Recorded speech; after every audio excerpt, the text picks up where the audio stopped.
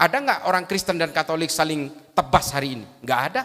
Orang Kristen berhasil sadar dengan permusuhan-permusuhan ini sehingga mereka membuat perjanjian di antara mereka. Meskipun saya Islam, wallahi saya Islam. Saya salut kepada orang Kristen karena dia sudah berhasil mengakhiri berbagai konflik di antara sesama pemeluk keimanan itu, menyelesaikan dengan berbagai perjanjian itu, karena mereka terikat oleh Westphalia Agreement dan juga Peace of Prague. Umat lain, Hindu, Buddha, Islam, tidak pernah punya perjanjian seperti ini. Sehingga kita apa hari ini yang terjadi? Sesama umat Islam saling bom. Masjid-masjid, ketika saya ke Mogadishu Pak, saya masuk ke masjid aja saya harus noleh-noleh Pak. Kalau saya masuk ke masjidnya pemerintah, saya bisa jadi diberondong tembakan oleh kelompok Al-Shabaab. Kalau saya masuk ke masjidnya Al-Shabaab, saya takut diberondong tembakan oleh pasukan pemerintah. Padahal sama pahamnya.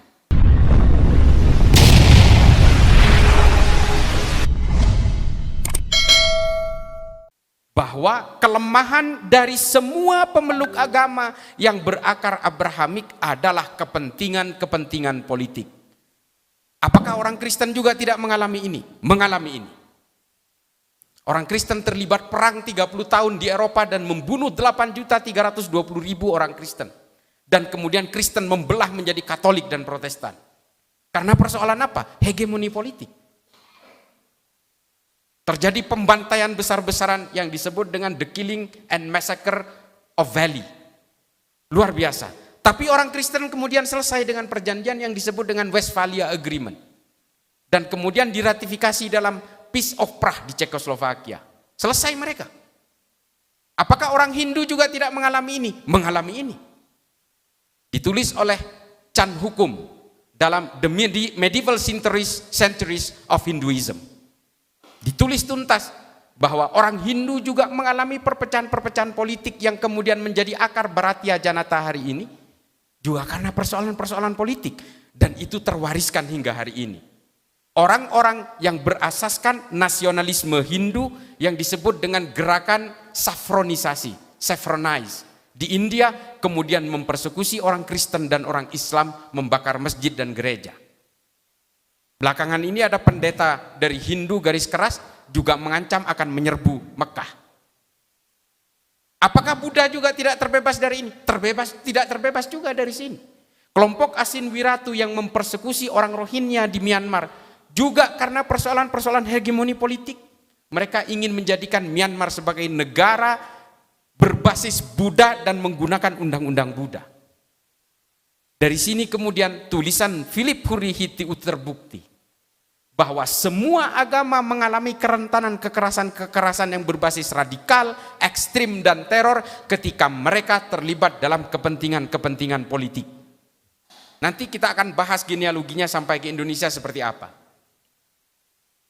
Pertentangan-pertentangan politik ini kemudian membuat orang-orang Eropa, kolonial Eropa, membuat satu kesimpulan bahwa semua kelompok agama ini harus dijadikan mesin-mesin politik sebagai alat untuk menghegemoni negara-negara jajahan. Lalu diutuslah 25 orang Eropa untuk berpura-pura menjadi Islam, berpura-pura menjadi Hindu, berpura-pura menjadi Buddha, untuk ingin tahu apa kelemahan Hindu, kelemahan Buddha, dan kelemahan Islam. Nah, ini harus baca. Mungkin Bapak Ibu sekalian, mohon maaf ini saya langsung ngegas. Saya tidak terlalu confident juga, mungkin Bapak-Bapak sekalian sudah baca buku ini. Tapi kemudian ditemukanlah rahasia kelebihan dan kekurangan dari setiap agama itu. Islam terutama, kemudian dibuat satu kesimpulan bahwa orang Islam jangan sampai berkenalan dengan ilmu pengetahuan. Yang kedua, orang Islam jangan sampai diharuskan untuk diperkenalkan dengan cita-cita politik. Kalau orang Islam ini berkenalan dengan cita-cita politik, maka mereka akan saling tikam sesama orang Islam dan mereka akan saling bunuh sesama orang Islam. Dan orang Hindu juga diketemukan, kalau orang Hindu diperkenalkan dengan cita-cita politik, mereka akan cenderung menghabisi siapapun yang berbeda dengan keimanannya. Dan semuanya kemudian dikulik satu persatu, termasuk juga oleh Snook Horgrove yang diturunkan di Indonesia pada awal abad ke-19. Dia juga salah satu yang memberi masukan, yang kemudian mendatangkan imigran-imigran dari Yaman dan juga dari Gujarat untuk diterjunkan ke Indonesia sebagai alat bandul politiknya kelompok-kelompok negara kolonial ketika itu. Dan kemudian diglorifikasi bahwa Indonesia ini adalah bagian dari protektorat Kekaisaran Utsmani.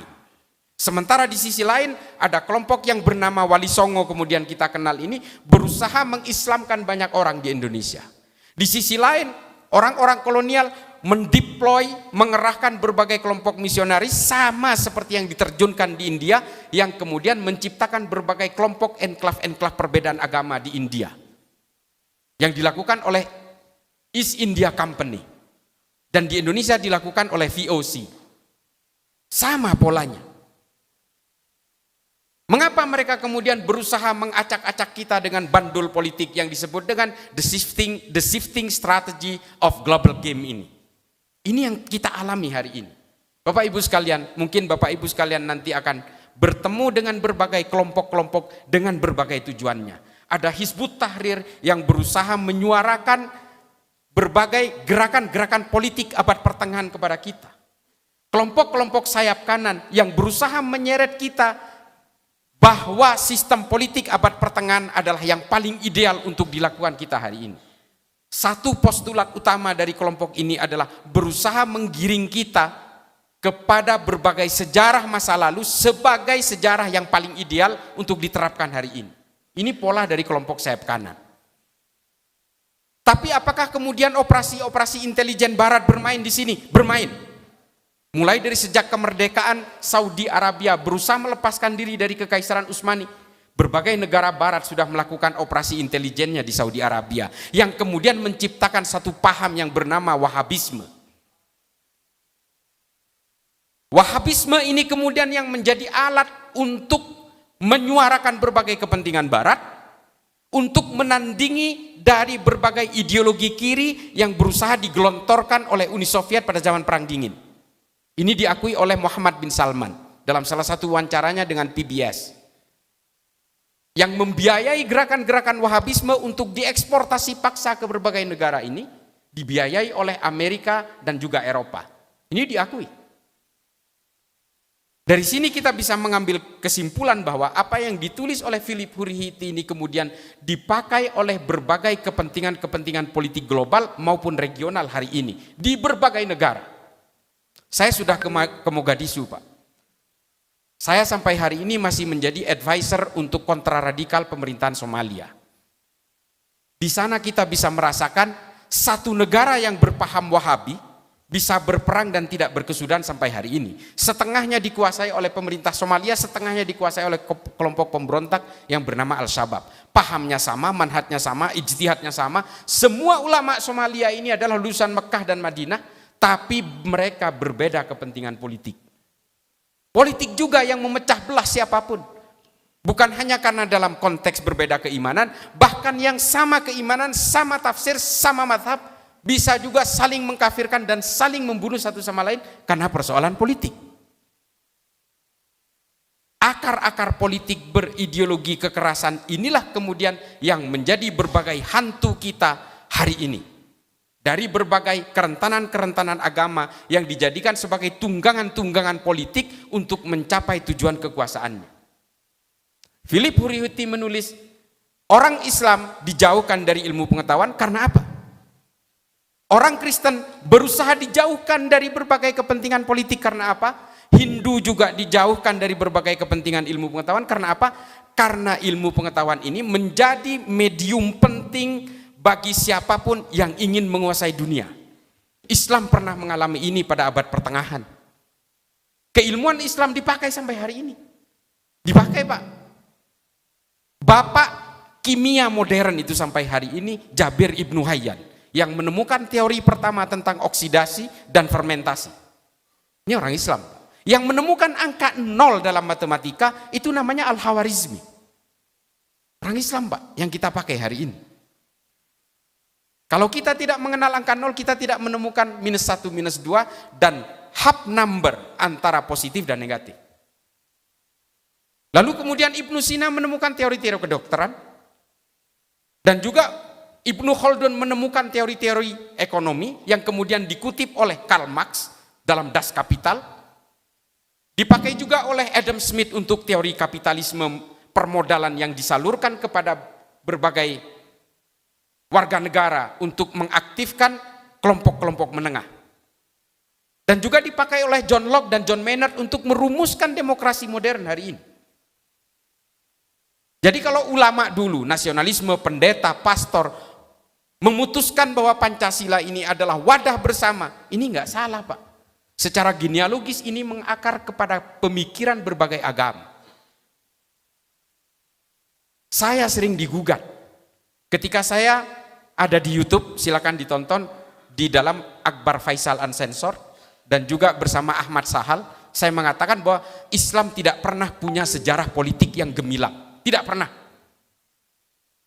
Kalau Nabi Muhammad jangan dibaca. Nabi Muhammad ini punya sifat maksum, dihindar dari kesalahan.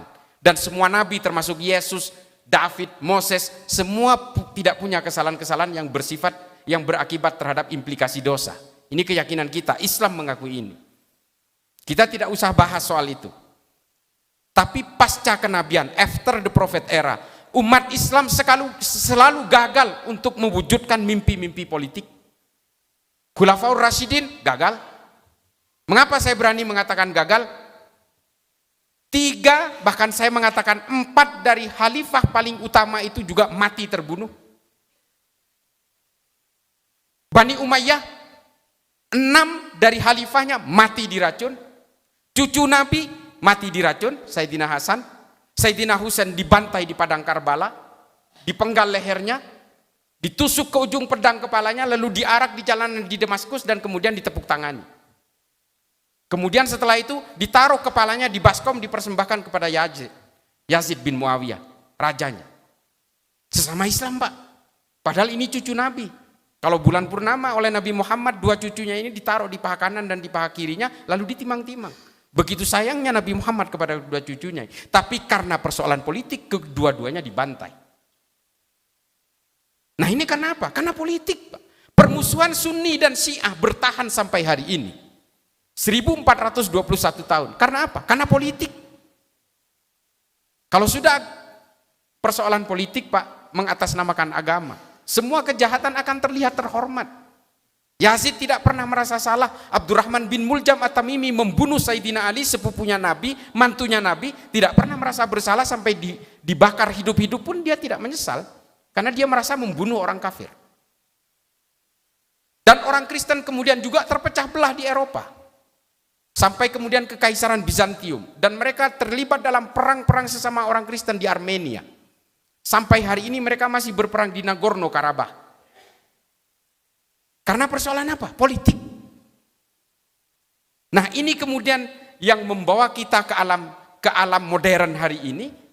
Yang meluluh lantakkan semua negara. Konflik di semua negara adalah persoalan politik. Makanya politisasi agama ini adalah musuh semua agama.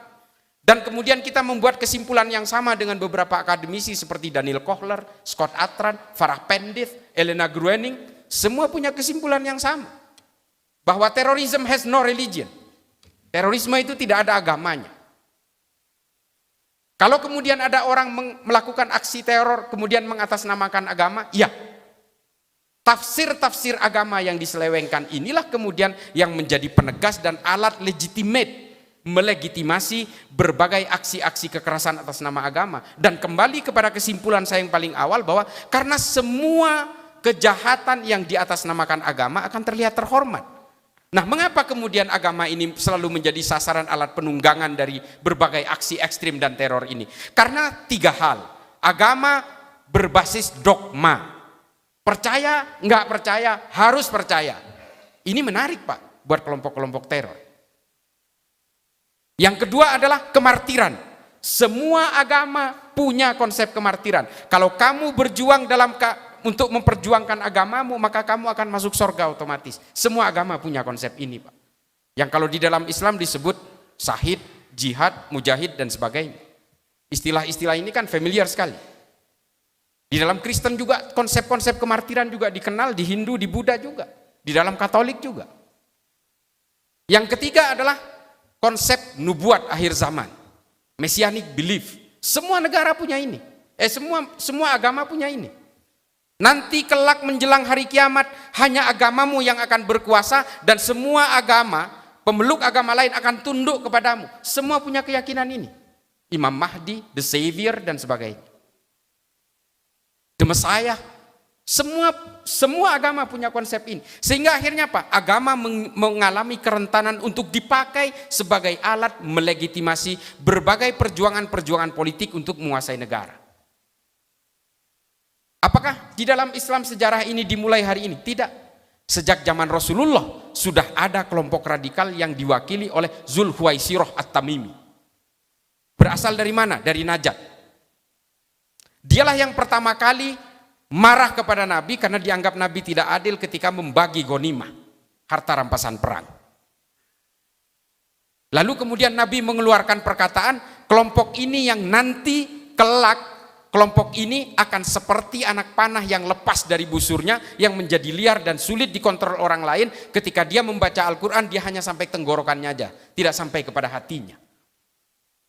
Nabi sudah mengatakan seperti itu, dan betul kelompok ini kemudian membesar, diteruskan oleh Amr bin Bakir At-Tamimi, kemudian diteruskan oleh Abdurrahman bin Muljam At-Tamimi.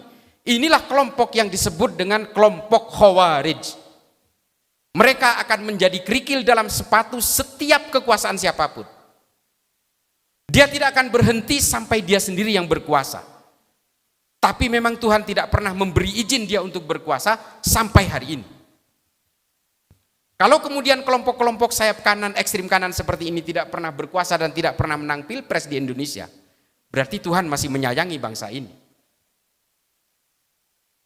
Kelompok-kelompok inilah kemudian yang menjadi duri dalam daging setiap akselerasi peradaban manusia. Dan ini juga menjadi kloning-kloning di setiap agama. Kelompok Asin Wiratu di Myanmar juga mempersekusi kelompok Islam seperti Rohingya. Kelompok Shiv Sena, Hindutva, Bharatiya Janata juga menjadi kerikil dalam sepatunya kehidupan Hinduism di India. Mempersekusi orang-orang yang berbeda keimanan di India. Yang membunuh Mahatma Gandhi juga dari kelompok ini, namanya Godse. Dan ini juga yang kemudian menggagalkan berbagai akselerasi peradaban di dunia. Keilmuan-keilmuan kemudian menjauh dari kehidupan beragama umat manusia di seluruh dunia. Karena apa? Karena semua sibuk berpolitik. Kalau saya kemudian sedikit salut, bukan sedikit salut, saya salut kepada orang Kristen karena dia sudah menyelesaikan dengan berbagai perjanjian itu, berhasil mengakhiri berbagai konflik di antara sesama pemeluk keimanan itu.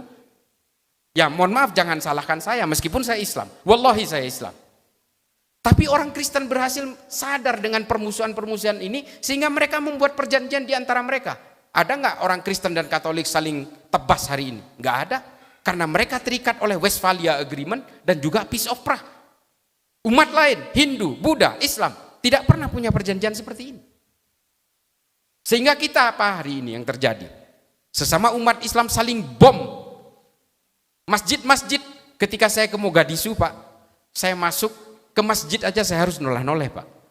Kalau saya masuk ke masjidnya pemerintah, saya bisa jadi diberondong tembakan oleh kelompok Al-Shabaab. Kalau saya masuk ke masjidnya Al-Shabaab, saya takut diberondong tembakan oleh pasukan pemerintah.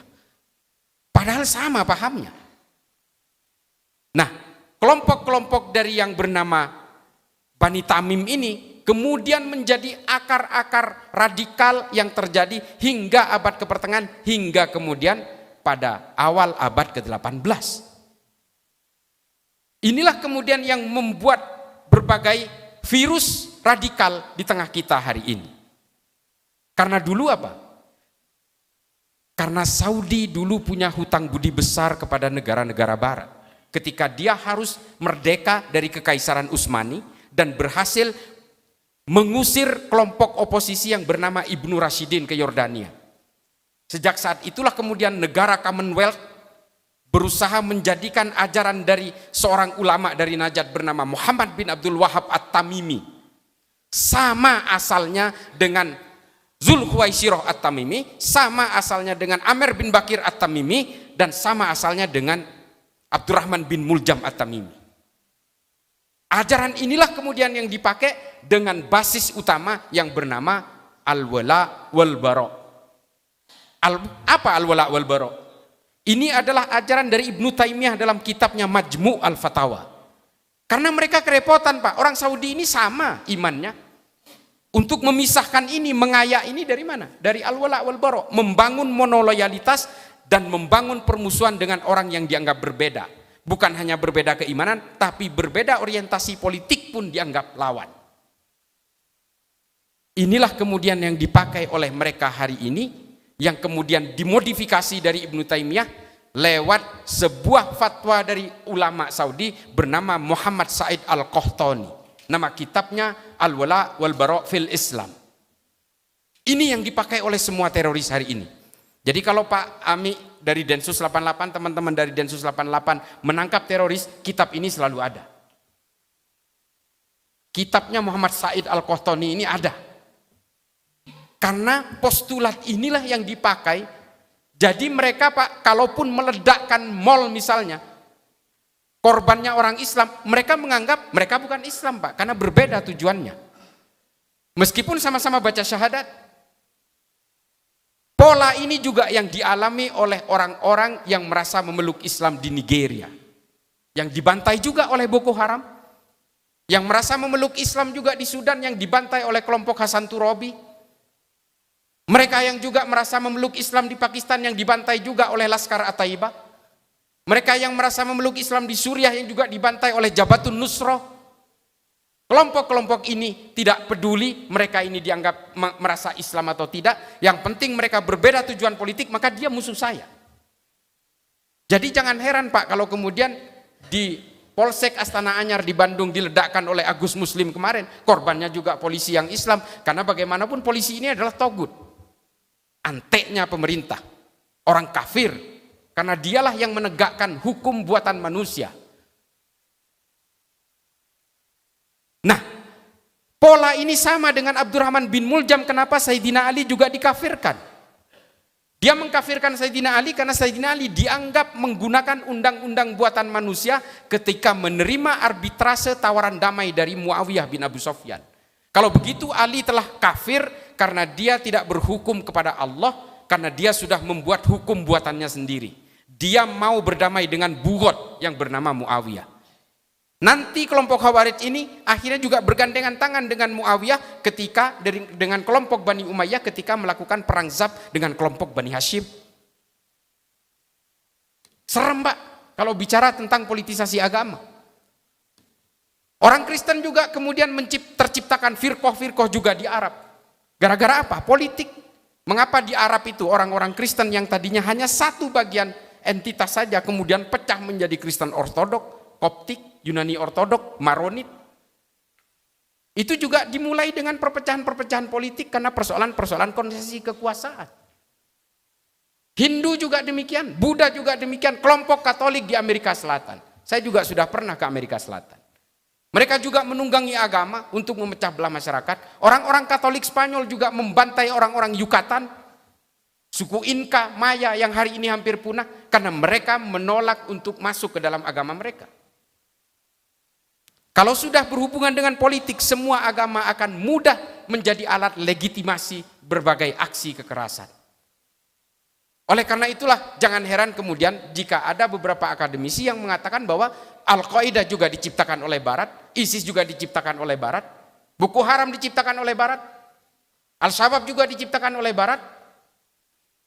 Tapi persoalannya adalah kemudian kita tidak perlu tahu soal fabrikasi dan berbagai konspirasi pembentukan itu, tapi kemudian yang menjadi korban adalah orang-orang di Indonesia yang kemudian terpapar oleh paham ini. Dari sini kita bisa melihat bahwa urat utama, mainstream, arus utama dari berbagai gerakan kekerasan ini selalu berbasiskan al-wala wal bara' yang diusung oleh Wahabisme. Silahkan bantah saya.